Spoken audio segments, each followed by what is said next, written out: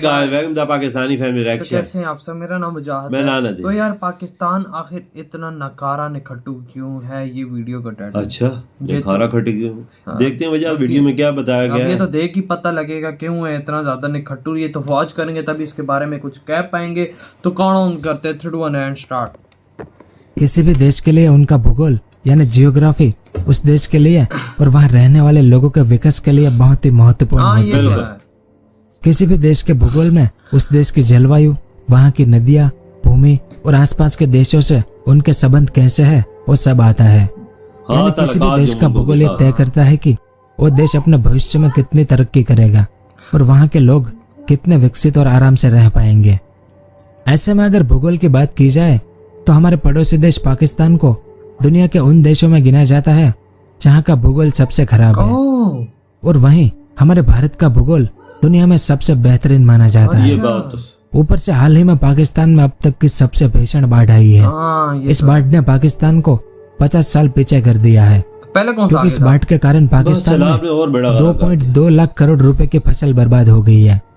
और बाढ़ और भूकंप जैसी समस्या उस देश की भौगोलिक कमियों के कारण आती है।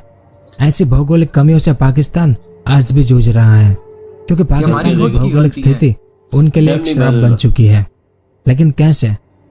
तो आज के इस वीडियो में हम इसी के बारे में विस्तार से जानेंगे कि पाकिस्तान की जियोग्राफी इतनी खराब क्यों है, पाकिस्तान की भौगोलिक समस्याएं क्या क्या है, भारत और पाकिस्तान में भौगोलिक रूप से बेहतरीन कौन है, आजादी के बाद भारत या पाकिस्तान में से भौगोलिक रूप से किस देश को ज्यादा फायदा हुआ है, और क्यों पाकिस्तान का भूगोल वहाँ के लोगों को आतंकवादी बनने पर मजबूर करता है। वो सब और इसके अलावा और भी बहुत कुछ जानने को मिलेगा आपको इस वीडियो में। तो वीडियो के अंत तक हमारे साथ बने रहिए। अब जैसा कि आप सब जानते हैं कि भारत और पाकिस्तान आजादी से पहले एक ही देश हुआ करते थे, लेकिन अंग्रेजों के द्वारा विभाजित करने के बाद ये दोनों ही देश अलग अलग हो गए। तो सबसे पहले हम ये जानेंगे कि भारत और पाकिस्तान में से किस देश की जियोग्राफी बेहतर है और पाकिस्तान को किन भौगोलिक समस्याओं का सामना करना पड़ रहा है। तो वैसे तो उस देश का भूगोल बेहतर माना जाता है जिसकी सीमाएं अपने पड़ोसी देशों से सुरक्षित और पड़ोसी देशों से कोई सीमा विवाद ना हो, लेकिन पाकिस्तान के साथ ऐसा बिल्कुल भी नहीं है। पाकिस्तान अपनी सीमाओं को अफगानिस्तान, भारत, चीन और ईरान के साथ साझा करता है, और इनमें से चीन को छोड़कर बाकी इन तीनों देशों के साथ पाकिस्तान का सीमा विवाद चल रहा है। भारत और पाकिस्तान का ब्रिटिश सरकार ने 1946 में मात्र धर्म के आधार पर बंटवारा कर दिया था। ऐसा ही हुआ था। अधिक मुस्लिम आबादी वाले हिस्सों को पाकिस्तान बना दिया गया, जबकि बाकी बचे हिंदू बाहुल्य वाले इलाके को भारत के नाम कर दिया। इस कारण से आज भी भारत और पाकिस्तान के बीच सीमा विवाद चल रहा है, और भारत और पाकिस्तान का सबसे बड़ा सीमा विवाद कश्मीर का है। इस पर पाकिस्तान ने अवैध कब्जा कर रखा है, और इसी कश्मीर के लिए भारत और पाकिस्तान के बीच 3 बार युद्ध भी हो चुका है, और इन तीनों ही युद्धों में पाकिस्तान की हार हुई है और उसे भारी हानि उठानी पड़ी है। इन युद्धों में पाकिस्तान को अरबों डॉलर का नुकसान भी हुआ था। फिर उस तरफ पाकिस्तान का अपने पड़ोसी देश अफगानिस्तान के साथ भी सीमा विवाद है। ब्रिटिश सरकार ने साल 1893 में जब पाकिस्तान नहीं बना था और एकमात्र भारत ही था, तब ब्रिटिश सरकार ने भारत और अफगानिस्तान को अलग करने के लिए डोरेंट लाइन खींच दी थी, जो उस समय के भारत और अफगानिस्तान की सीमाओं को अलग करती थी। लेकिन इस डोरेंट लाइन के जरिए ब्रिटिश सरकार ने अफगानिस्तान के पश्तून आबादी वाले 40,000 स्क्वायर मील वाले क्षेत्र को उस समय के भारत में मिला दिया, जिस पश्तून आबादी को अफगानिस्तान अपने ही लोग मानता था। तो वर्तमान समय में जब भारत और पाकिस्तान अलग हो चुके हैं, तब पाकिस्तान आज भी ब्रिटिश सरकार के द्वारा खींची गई डोरेंट लाइन को ही मानता है। लेकिन अफगानिस्तान पाकिस्तान से पश्तून आबादी वाले शहरों को वापस लेने की मांग करता है। इस वजह से दोनों देशों में कई बार झड़पें भी होती है। झड़पें हुई हैं। फिर इस तरफ पाकिस्तान और ईरान 909 किलोमीटर की लंबी सीमा साझा करता है। तो यहाँ पर भी ईरान और पाकिस्तान का जमीनी विवाद पाकिस्तान के बलूचिस्तान प्रांत को लेकर है। असल में पाकिस्तान और ईरान में बलोच नामक एक जातीय कबीला है, जो बलोच लोग पाकिस्तान और ईरान में रहते हैं। जैसे पाकिस्तान में बलूचिस्तान नामक प्रांत है, यहाँ पर ज्यादातर बलोच लोग ही रहते हैं। वहीं बलूचिस्तान जिस ईरान के साथ सीमा साझा करता है, तो यहाँ ईरान में भी बलोच लोग ही रहते हैं। पर यहाँ पर दिक्कत यह है कि ये बलोच लोग ना तो ईरान को और ना ही पाकिस्तान को अपना देश मानते हैं। बल्कि ये बलोच लोग अपने एक अलग देश के लिए पिछले 60 सालों से विद्रोह करते आए हैं। इस कारण तो पाकिस्तान ये और तो ईरान शोर मचा रहे दोनों हैं भाई। अपने बलोच आबादी वाले क्षेत्रों को लेकर सकते हैं। दोनों ही देश बलोच आबादी वाले क्षेत्रों पर मिलकर अपना शासन करते हैं। लेकिन इन दोनों देशों में इस्लाम के 2 मजहब की सरकारें हैं। ईरान को शिया सरकार चलाती है तो पाकिस्तान को सुन्नी सरकार चलाती है, जिसके चलते दोनों ही देशों में कई बार सीमाओं पर धार्मिक भावनाओं को ठेस पहुंचाने के चक्कर में तनाव भी हो जाता है। अच्छा, तो पाकिस्तान का अपने पड़ोसी देशों के साथ चल रहा सीमा विवाद पाकिस्तान की जियोग्राफिक स्थिति को खराब करने की सबसे बड़ी वजह मानी जाती है। सही कहा। लेकिन पाकिस्तान की तुलना में भारत की स्थिति सीमा विवाद के मामले में काफी ठीक है। भारत अपनी सीमाओं को 6 देशों के साथ साझा करता है। अच्छा, जिसमें चीन और पाकिस्तान के अलावा बाकी 4 देशों के साथ भारत का कोई भी जमीनी विवाद नहीं है। इस कारण सीमा विवाद के मामले में भारत की स्थिति को पाकिस्तान से बेहतर माना जाता है। हाँ बिल्कुल। इसके अलावा ये बात किसी तो भी है। देश में नदियों का होना अति आवश्यक है, ताकि वो सरकारें अपने देश के लोगों तक आसानी से पानी पहुंचा सके और बिल्कुल वहां की जनता खेती करके अनाज उगा सके। लेकिन आसानियां पैदा पाकिस्तान होती हैं ना नदियों के मामले में भारत पर ही निर्भर है, क्योंकि पाकिस्तान में बहने वाली सबसे लंबी नदी सिंधु भारत से होकर बहती है। वहीं सिंधु के अलावा रावी, ऐसा ही है। सतलुज, ब्यास और झेलम नदियां इंडिया ने पाकिस्तान की इंतजाम प्रमुख किए हुए नदियां हैं मानी ना। जाती है।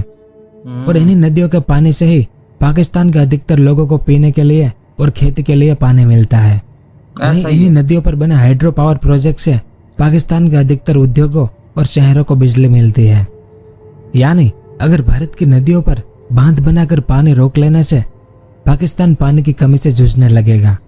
ये क्योंकि बात खेती है, को बिल्कुल। पानी न मिलने से पानी रोक ले। पाकिस्तान की पूरी खेती नष्ट हो जाएगी और पाकिस्तान की 90% खेती मात्र भारत से आने वाली नदियों पर ही निर्भर है। बिल्कुल इंडिया लेकिन 1960 में भारत और पाकिस्तान के बीच किए गए सिंधु जल समझौते के अंतर्गत बहुत भारत बड़ी चीज है। पाकिस्तान जाने वाली सिंधु, झेलम, चेनाब नदियों के अधिक पानी को रोक नहीं सकता।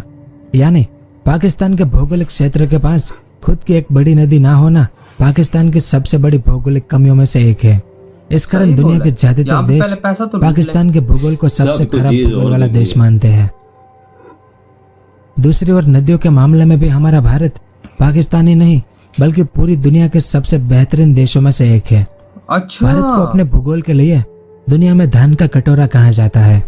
भारत में नदियों के कारण भारत में 80% से अधिक भूमि उपजाऊ है, जिस पर खेती की जा सकती है। और इतनी बड़ी खेती योग्य भूमि पूरी दुनिया में किसी भी देश के पास नहीं है। लाओ अंदाजा जी। भारत की नदियां और भारत के पास इतनी उपजाऊ भूमि होना भारत के लिए एक भौगोलिक वरदान है, जो भूगोल के मामले में भारत की स्थिति को पाकिस्तान से कई गुना बेहतर बताती है। अबे कहीं बहुत बेहतर है यार। पाकिस्तान की भौगोलिक स्थिति इतनी बदतर है कि उसके पास मात्र 1140 किलोमीटर कोस्टल लाइन यानी तटीय सीमा है, जहां से पाकिस्तान का पूरा 60% व्यापार किया जाता है।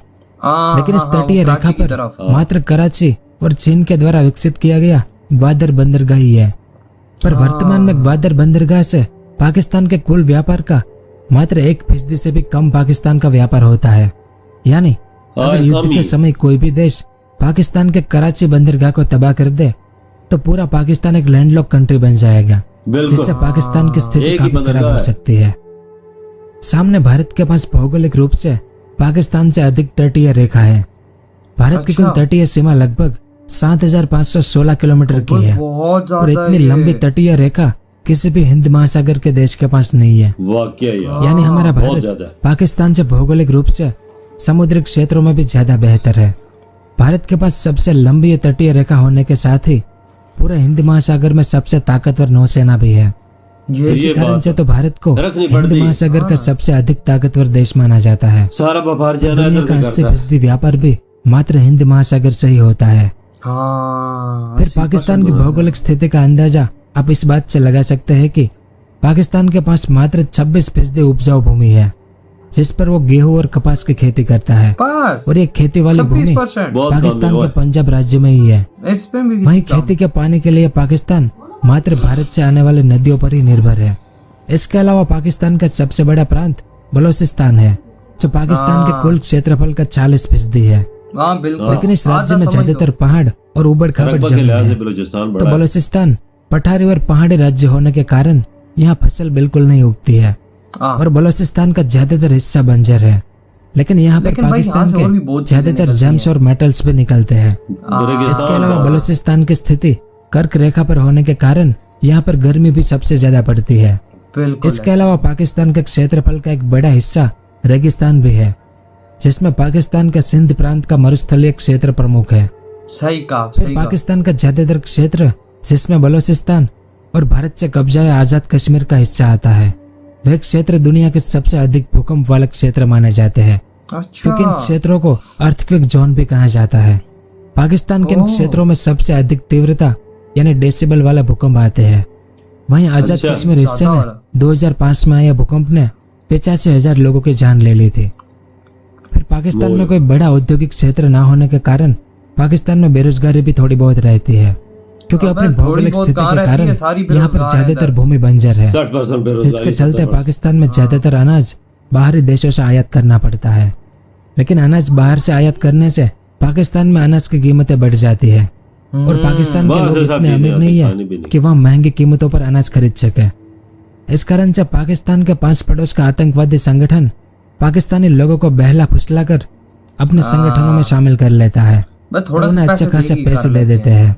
इस वजह से पाकिस्तान में कई लोग आतंकवादी बन जाते हैं बस ताकि उन्हें रोजी रोटी लायक पैसा मिल सके। खाने के लिए और कोई ना, पाकिस्तान और में बहुत इसी होते कारण हैं, से तो काम करते बड़ी बड़ी विदेशी कंपनियां नहीं आती है। हाँ। दूसरी ओर पाकिस्तान के कई क्षेत्रों में खेती योग्य भूमि पर आतंकवादी संगठनों के द्वारा अफीम की खेती करवाई जाती है, जैसा अफगानिस्तान में होता है वैसा ही, जिससे न तो सरकार को इससे फायदा पहुंचता है और न ही लोगों को, वही है ना, बल्कि आतंकवादी संगठन ही अफीम बेचकर पैसा कमाते हैं। इसी कारण तो बड़े बड़े अर्थशास्त्री और भूगोल वक्ता पाकिस्तान के भूगोल को एक श्राप मानते हैं। तो यहाँ सब कुछ था इस वीडियो में। उम्मीद है आपको कुछ जानने को मिला होगा। तो ये वीडियो खत्म है। अंदाजा लगाओ जहाँ पे 50 to 60% मतलब कि जो जगह है हमारी, हम उस पे कुछ कर नहीं सकते, तो भाई क्या हालत आपके पास पानी होगा, कोई डैम होंगे तो तभी पानी मुहैया कर सकेंगे ना। अरे हमारा बलोचिस्तान इतना रकबा है, रेगिस्तान बड़ा हुआ है ना, रेगिस्तान। डैम को हम लोग बना के क्या करेंगे? मेरी बात तो सुनो ना। डैम बना के हम कर क्या लेंगे? क्या उखाड़ लेंगे जब इंडिया पानी वहां से हमारा बंद कर देगा? पानी देता है ना इंडिया, इतना भी नहीं करता। मैं एक बात कर रहा हूँ, एक जनरल बात कर रहा हूँ। हम लोग हर चीज में इंडिया पे निर्भर है। बिल्कुल सही बात। उसके अलावा इंडिया के अलावा एक कदम नहीं चल सकते हैं। ये बात है, 90% पानी इंडिया देता है हमें। अगर ना दे तो हमारी खेती पे जो थोड़ी बहुत ही है वो भी तबाह हो जाए, बलूचिस्तान का इतना एरिया है ना, इतना एरिया अगर हम वो आबाद कर ले ना, किसी की जरूरत नहीं पड़ेगी कि पाकिस्तान को ये चीजें करने के लिए। किधर से बात कर रहे हैं? ये चीज है ना, ये करने नहीं देते ना हमारे सियासतदान जो बड़े बड़े, वो चीज ये करने नहीं देते यार। वो रेगिस्तान वाला इलाका, उसमें क्या बात करेंगे? बस वजह सब कुछ हो सकता है। दुनिया भी आबाद कर रही है, अरबी नहीं कर रहा है, दुबई नहीं कर रहा, दुनिया के मुल्क सऊदी अरब नहीं कर रहा, पर पैसे लगा रहा है ना। उधर खाने वाला कोई नहीं है, इधर सारे खाने वाले मेरे भाई। एक से पढ़ के एक हमारे तलकात, से बढ़ के हमारे 4 मुल्कों से सरहदें लगती है, सबसे दुश्मनी है हमारी सबसे दुश्मनी है। एक के साथ भी हमारे तलकात ठीक नहीं, हमारा मुल्क पीछे की तरफ है। इनकी बात ठीक है, हमारा मुल्क तभी नीचे गया है ना। इंडिया के तलकात आप देख ले उठा के दुनिया के हर मुल्क के साथ है, तकरीबन सवाए पाकिस्तान के। 80% बाबा जगह पे वो पैदावार बिल्कुल 80% से वो चीजें नहीं करते। हम जो दाल से लेके खाने पीने की हर चीज बाहर से मंगवा रहे हैं। और जिस तरह बात बीच में ये लोग कर रहे थे कि मतलब पानी, यार देखो मेन चीज ही पानी है। हम लोग कितना, हमारे पास सिर्फ 26% है जिसपे हम अनाज वगैरह उगा सकते। 26 ये बहुत ज्यादा कम है यार। और हमें ये चूरन बेचा जाता है कि पाकिस्तान की जमीन सबसे फिट है पूरी दुनिया में। हाँ बिल्कुल बिल्कुल बिल्कुल, ये चूरन भी बिल्कुल बेचा जाता है, इसमें कोई बोलते हैं कि हमारी जमीन बहुत जरखेज है, ये जरी मुल्क है, इसमें हर चीज होती है। जरी मुल्क होने के बावजूद आप चीजें दूसरे मुल्कों से मंगवाते हैं, और ये इनका बेड़ा गर्क इतना हुआ है कि ये दूर से मंगवाते हैं। इंडिया से ये तजारत शुरू नहीं करेंगे। बाबा बताऊं क्या, इंडिया सिर्फ हमारा पानी दे दे, बंद कर देना सिर्फ 1 महीने के लिए, पूरा पाकिस्तान मैं कहता हूँ कि यहाँ पे ना सहरा ही सहरा मेरी बात सुने। और इंडिया ये काम करता नहीं है, क्योंकि इंडिया को इंसानियत का सबसे पहले, इंसानियत की इंडिया समझता है हर चीज। मैं एक चीज बोलता हूँ ना, पाकिस्तान है ना, अगर इंडिया के साथ तल्लुकात हमारे होते हैं, इंडिया इतना अच्छा मुल्क है ना, इंडिया इतना अच्छा मुल्क है, पाकिस्तान को उस मुकाम पे खड़ा कर देता ना, ये बंदे की सोच भी नहीं है। मैं तो कहता हूँ पाकिस्तान अलग ही ना होता। हाँ ये बात है, बिल्कुल ये बात भी है। हम लोग यार डूब चुके हैं, क्या हुआ अलग होके हमने क्या उखाड़ लिया? देख लो, मतलब कि पाकिस्तान ऐसी जगह पे पहुंच गया है, डॉलर मतलब कि 240 पे नहीं है, 222 पे है। 222 लेकिन वही बात आ गई कि कहाँ कहाँ खड़े हैं आखिर हम लोग, कहाँ खड़ा है हमारा सवालिया पाकिस्तान? निशान है, इंडिया के साथ भी सवालिया निशान है। इंडिया किधर निकल गया, हम किधर आ वही गए, ना, तो उसके यार, साथ ही आजादी मिली है। सही का। तो यार आप लोग बताएं आपके थॉट इधर वीडियो खत्म करते हैं, बहुत ज्यादा खैर है तो